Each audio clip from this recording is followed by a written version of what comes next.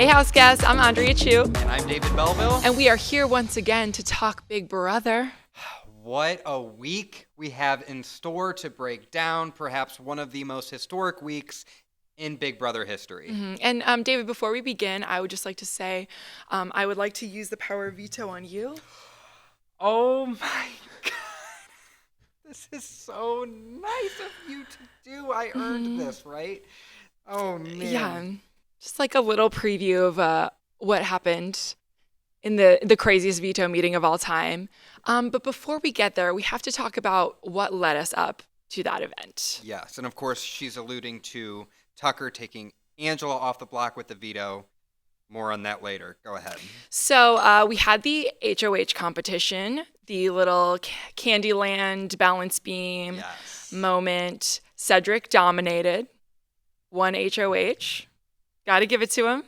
I am a big fan of Cedric's, especially in the early going. He's not stirring up the pot too much. He's keeping a low profile. He seems to be fairly likable.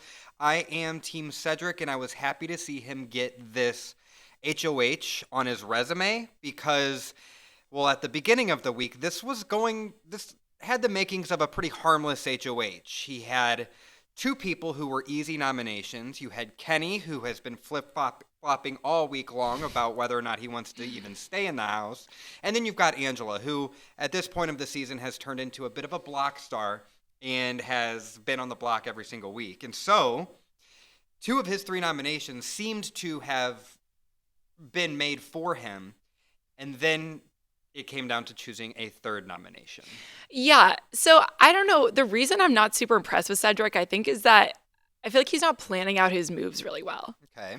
Like he picked the easy people, Kenney and Angela, and then he was like, I was hoping someone would volunteer, which I don't know why you would think that. Just pick who you want to pick and stand by it. He was like really determined to not get blood on his hands, and then it became like the messiest week ever. So I think it was fine ultimately for him, but I don't know. I'm not super impressed with him. I know he's like an intelligence age person.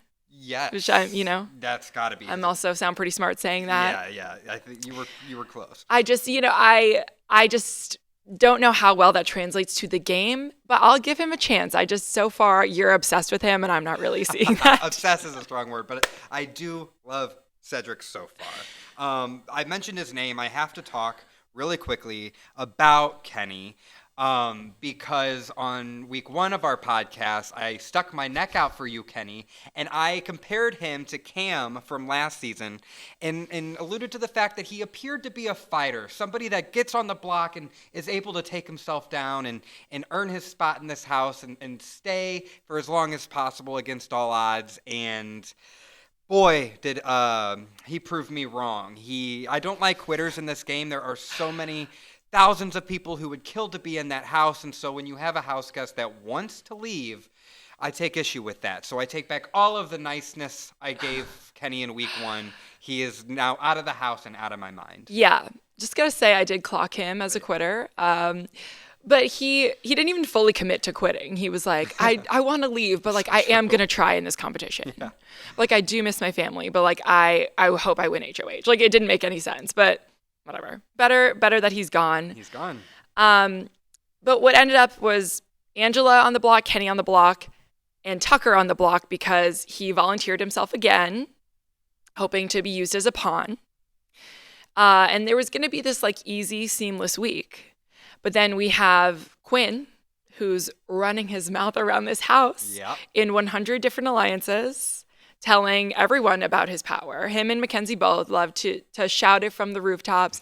I have this amazing power that I won that's a secret that would be more powerful if I kept it a secret, but I am going to tell everyone. And Quinn told Angela and really handcuffed himself to her throughout at least the duration of him having this power, and it really came back to bite him. And that's, again, why you keep your secrets close to the chest, people. Stop telling people if you have secret powers. I don't get it. I do not get it. And what ended up happening was Quinn told Chemo, and Chemo has, little heart eyes for Tucker. Yes, a little crush. And he spilled the beans. He was like, Quinn has his power. Here's exactly how it works. And that planted the seed in Tucker's head to, if he wins veto, not use it on himself and use it instead on Angela and then put Quinn up and flush out Quinn's power. And I disagree full-heartedly with ever putting yourself on the block. Do not volunteer as a pawn. Do not volunteer to go up. I don't care what kind of master plan you've got cooked up. I'm of the belief that you never volunteer to go on the block. Tucker has now done this twice, but his logic in this instance is that if he stays on the block, then he has a better chance of winning the AI arena, and therefore making sure that Quinn, who he's got in his crosshairs, stays on the block. So the logic makes sense. There's still risk involved, and we're seeing how the AI arena is changing up gameplay and strategy. See, I think that is the big difference. In any normal season, if Tucker was volunteering himself to be on the block this much, I would be like, okay, you need to relax. Like, this is flying too close to the sun.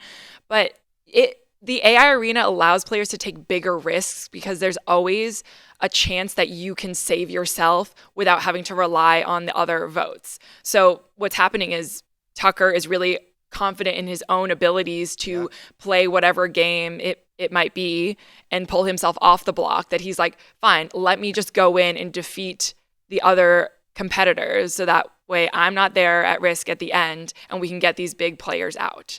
So I think it's interesting, like it's changing the way that the game is operating, at least for Tucker. Seems like he is the only one who's kind of taking advantage of this new twist in a sense, which I'm liking. I enjoy that. Like he's the only one thinking like, oh, let's use this in a way as a tool and not just as an extra fun thing. Yeah, I mean, he is taking this new rule and trying to create strategies around it. And so kudos to him for that. Another element or layer of this week, though, and we'll get into this a little bit, is how the dynamics between Cedric and Tucker have now changed as this week has unfolded. Because once Tucker came up with this plan and relayed it to Cedric, it appeared at the beginning that Cedric might be open to this and might be on board with it. That's what I thought, at least watching it. And so, I mean, if this plan would have gone into motion and worked out, Tucker would have looked like a legend, and he would have been on the Mount Rushmore of Big Brother strategic players. Interesting. You think that one move would have put him right up there? It's never been done before. I mean, it's true. Something it's like true. That. Even Julie Chen mentioned that only 6 times in Big Brother history has a player won a veto and not taken themselves off. Not to get too ahead of myself. Yeah. But that's what happened. Tucker's plan was to put Quinn up on the block, take Angela off. That's not how it happened, because ultimately there was a disagreement between Tucker and Cedric. This was the craziest veto meeting of all time. I loved it. I was all for it. I was like, let's go, Tucker. Everyone is playing safe. You're so right about that. Like, we're making big moves this season. Here we go. So Tucker stands up and he was like, I would like to use the power of veto on Angela. And she made the funniest face of all time. She was like, shocked. Oh my God, thank you. Oh my gosh. And she really thought that he was giving her this power, out of the goodness of his heart. Knight in shining armor. Yeah. Really, he had other plans in store. She wasn't really thinking that way. She was in the right place at the right time for herself. Yes, but she was. She thought that this was all about her. So this is already like a crazy thing going on. And then Cedric stands up to name the replacement. And I'm like, all right, he's going to say Quinn and this crazy plan's going to happen. And it was shocking, but not because he said Quinn. It's because he said Makensy. And then the reaction in that house, you could feel the tension coming out of the television screen, and Tucker just looked furious. You could tell that he was blindsided by this. He really thought that Cedric was going to move forward with the plan. But the producers gave us a cutback, and we saw prior to this eviction that prior to the veto meeting, Cedric and Tucker crossed paths in the backyard, and Cedric was like, dude, I don't think we have the votes.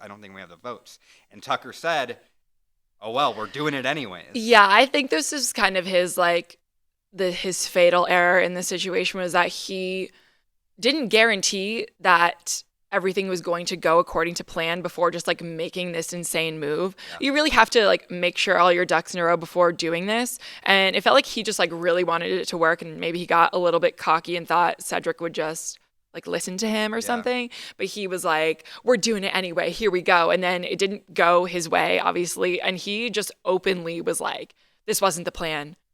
So what are you doing, Cedric? Like, I'm coming for you now because you didn't go according to plan. Sorry, Makensy, you weren't supposed to be up. Like, it ended up being this whole house meeting where if people weren't aware of the powers beforehand, now everyone is on the same page, because Tucker openly was like, okay, you want to know the plan? Here was the plan. I wanted to take Angela off. Cedric was going to put Quinn up, and we were going to get rid of Quinn's crazy power, and here's how his power works. And everyone was like, yeah, and that was our first house meeting of the season. Yeah. And it was a big one. And you know, all of this also transpired, and the plans got complicated because, you know, if Tucker was doing this while he was in power, then he would have been able to make that decision on who to replace as a nominee. However, this was not his HOH. This was Cedric's HOH, and it is so early on in this game that I don't blame Cedric for wanting to minimize as much blood on his hands as possible. And by pursuing this plan, you know, he could have really got himself entangled into a lot of messiness that Tucker now finds himself in. yeah. But ultimately, it didn't matter because Makensy's name gets called, and she has a power. It was like right when you thought the meeting was going to be over, she was like, actually, it's not. I'm activating America's veto, and everyone's like still freaking out. This was kind of funny because, well, Quinn is like a big fat liar and loves lying around this house and thinks it's so easy to lie to people, even though they all are kind of like sussing it out that he is lying. But he was like, I don't even want to use the power. I never wanted to use it, which is stupid and a lie.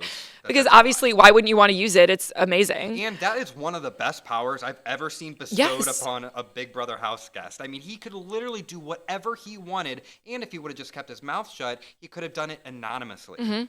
Yeah.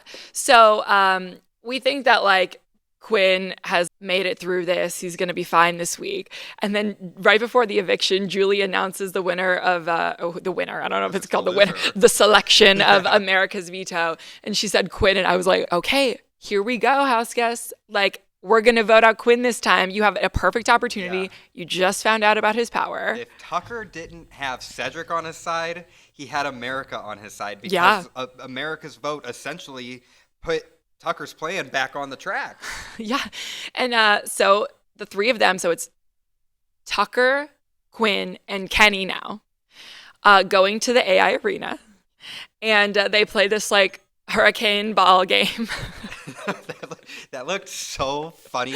Poor Kenney playing this game. I know. I thought he kind of had a good strategy where he was like pressing his body up against the glass to try to grab the balls. So funny watching. I don't know. Tucker was like, I don't know. He was getting like 5 at a time. It's like he made the game. He knew exactly what to do. It was like, you know those cash grab games? Yes, it was like that. It's literally, he's been in one of those machines before. For sure. 100%. He knew exactly what to do. He might have one at home. Like, he's been so good at all these competitions. Even earlier in the episode or earlier this week, they played that like Legends of the Hidden Temple, like little like stick maze game.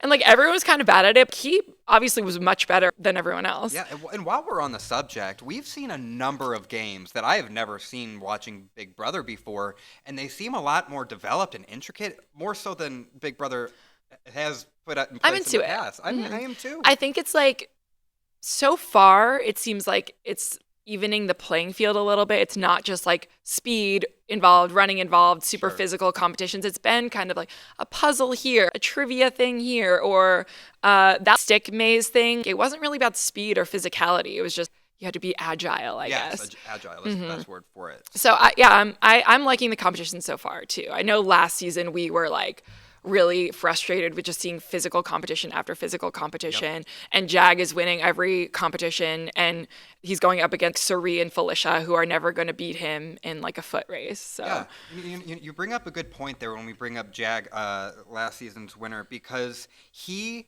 if you ever have an opportunity to get a player of that caliber out, get them out, because look what happens. Yes. Jag ended up winning. So in this situation, you have two players on the block that could very well, they have the ability to win this game. Mm-hmm. You have Quinn and you have Tucker, and you have Kenney, who, let's be honest, at this point is the easiest house guest to keep in this game because he doesn't even want to be there. Yes. So they had an opportunity here, this house, to get out a true, real competitor, and they failed to do so. Okay, so Tucker wins the ball game, and then I think Quinn was like shaking in his boots. I think he was really scared, and it also is not a good feeling to know that you have no idea how the world is perceiving you, and then they're like, "Oh, America's least favorite person, Quinn." Yeah. I would be shaken up by that. Oh, I'm sure it has an impact. Yeah. So, but then it comes down to voting, and I'm like, "Here we go." And Tucker's the only one who votes to evict Quinn, and everybody else votes for Kenney. So frustrating. I do not understand. I was screaming. I don't either. Like, I think it was just the easy choice for them, but like this. It was put on a platter right in front of you. Just get Quinn out before he gets a chance to really shake up the game, and it could hurt you. Yeah, especially because that power was still in play. Yes. And we eventually saw it get used, but the power was still in play. Quinn is regarded as somebody that could go far in this game. Why keep the power in a strong player in this game? I do not know, and I won't have an answer for that unless I run into one of these voters because blew my mind. Yeah, I think I saw on Twitter or X. Yeah, formerly known as Twitter. That it was around this time, or if not this exact time last season, that Jag was evicted and Matt saved him. Wow. So it's just like an interesting thing. If you have a chance in this game ever to take out a strong player, you take it. Alliances matter, sure. Trust matters, sure. But this early in the game, when you just need to get the numbers down, I'm at a loss. I know. They could have got Quinn out. They didn't. And, that brought us into the following week. A crazy turn of events. Angela, who was like maybe at the bottom of the totem pole along with Tucker after her like rant and her antics in this house, wins the HOH. Of course, she's our first repeat HOH and winner. She was really good of the season. Like, I know that game was like kind of silly, but it's not like she just lucked out with her order. Like, no. She did really well. She earned that one. Yeah. Side note, Brooklyn thought that she was being targeted by Angela, which I do not understand. It was really annoying. Yeah. She was like, literally what happened was Brooklyn said Angela's name and then Angela said Brooklyn back, and Brooklyn was like, I'm being targeted. It's so clear. Like, relax, girl. You're fine. And on the list of things to be concerned about or take personally in the Big Brother house, getting selected during a game back-to-back or whatever is very low on my list of things to get worried about. If you put me on the block or try to backdoor me or start a rumor, that's where I can understand. But why go to the HOH and... Literally, why pick a fight with the HOH when she didn't even know there was a problem? And at this point for Angela, I truly don't know who, like, she would have, like, been gunning for, but Brooklyn gave her a reason. Gave her a reason to put a target on somebody's back, and so that was a silly move. But it was all for naught because we had Quinn's power get unleashed into the game. And again, Angela provided such a great television. This was another like incredible moment. So Quinn's power was the deepfake HOH. And what ended up happening is they all sit in the living room for the nomination ceremony. And the deepfake Angela appears. And so good. It was really good. Like, it was. Yeah. After seeing Ainsley and how she was animated, I was just a little disappointed about like the visuals of our AI twist this season. But then Angela comes on the screen and she can't believe it. She can't wrap her She head did not around understand. She's like, I don't remember recording this. I didn't say that. It fooled her. Because obviously, so the deepfake Angela starts reading off Quinn's nominations instead of Angela's because he's the deepfake HOH. And she still the whole time didn't know what was going on. Like it was like, I nominate Tucker. And she was like, no, I do not. I did not say that. I don't nominate him. Like she really did not get it. But the deepfake reads out Tucker, Makensy, and Cedric, which was interesting because Cedric sort of volunteered to be a pawn in the situation because you need a third person. And so that's kind of where we're left. Yeah. Yeah. So Those three are on the block. Angela is no longer in power. Quinn holds all the power, but everybody knows that. So essentially, this is Quinn's HOH now. And again, they had a chance to get him out of the house, and they didn't. Yeah, the only thing Angela really won this week is the fact that she is safe. Yeah.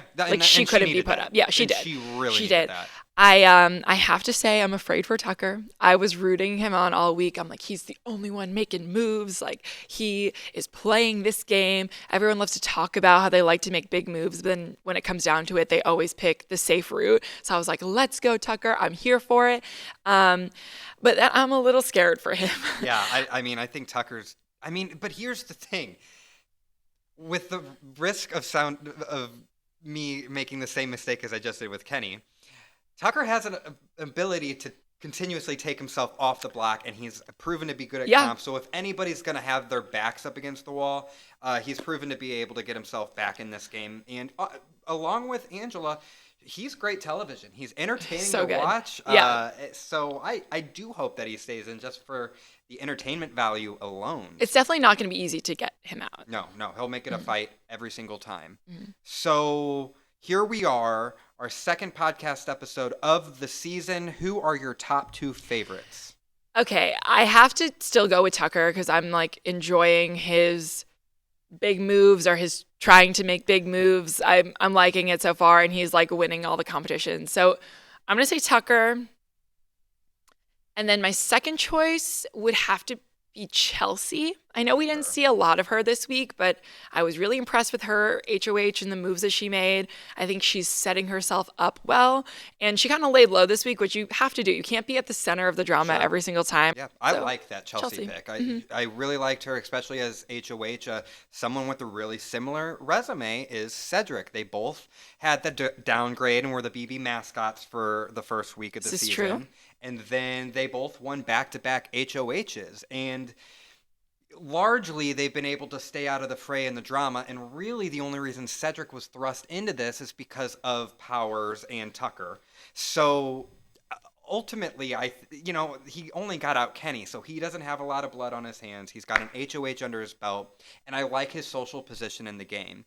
My second pick is Cam. I just feel like he's the type of player that is strategically laying low and not, he's not even getting a lot of airtime. He's been so under the radar. But I think he's the type of player that mid-season, if he closer to jury, he turns it on, he starts winning comps because they matter more then, and he would have already established himself with a good social position in the game. So I like Cedric's early play so far, and I think Cam's waiting in the shadows. We'll see. I don't really know what to think of Cam yet just because he hasn't done that much. So he could be doing that. Or like sometimes I think he doesn't really know why he's here and he's just like having a good time in this house. We'll see. We'll see. I guess we'll see. But we've got a lot waiting for us in this next week of Big Brother, and we will be back to break it all down for you right here on Hey House Guests. See ya.